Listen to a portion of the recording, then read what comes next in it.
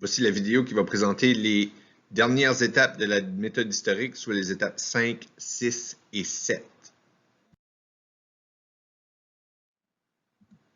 Donc, la cinquième étape, on se rappelle, lors de la dernière vidéo, on a vu qu'il fallait cueillir les données puis les traiter. Maintenant, il faut organiser et synthétiser l'information. Il faut mettre ça tout ensemble.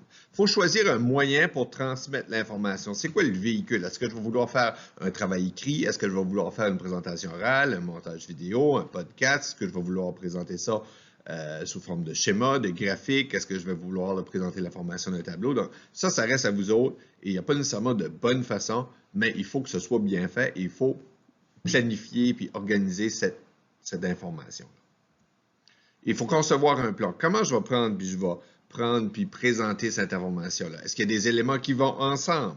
Donc, c'est toutes des choses qu'il faut prendre en considération quand on prend et qu'on organise notre information et on la met ensemble.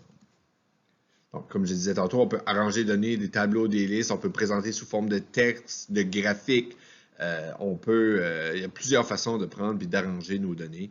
Et ça, c'est selon vous, selon ce qui vous intéresse le plus, ce qui vous colle le plus à vous autres.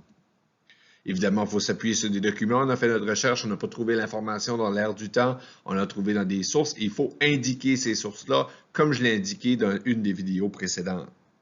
Donc, vous avez reçu la feuille « Indiquer les sources » et peu importe le moyen que vous utilisez, il faut noter ces sources-là et le plus rapidement possible. Je vous dirais que ça, je le présente tout de suite, mais il faudrait prendre l'habitude, pendant notre cueillette des données, pendant que je suis en train de prendre l'information dans les différentes sources, je devrais prendre puis les noter au fur et à mesure. Donc, que ce soit un livre ou une revue, vous avez la façon de prendre et d'indiquer les sources. Par exemple, un livre, on commence toujours avec l'auteur. Après ça, l'année, on prend le nom de l'auteur, les initiales du prénom. Après ça, on met l'année que ça a été publié, le titre du livre en italique, la ville d'édition et la maison d'édition. Pour la revue, c'est différent.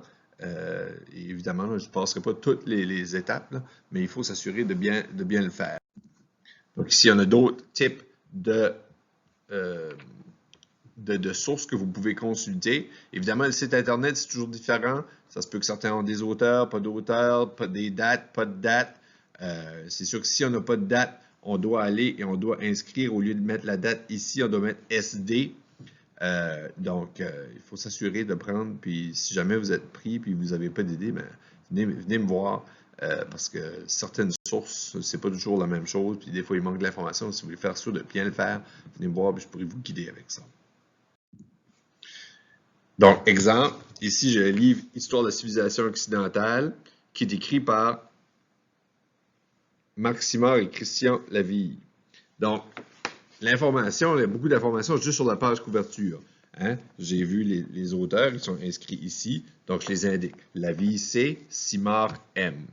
L'année que le livre a été écrit, ça, je trouve ça dans les premières pages du livre. Donc, si je prends, puis je regarde, ici, j'ai l'année de publication.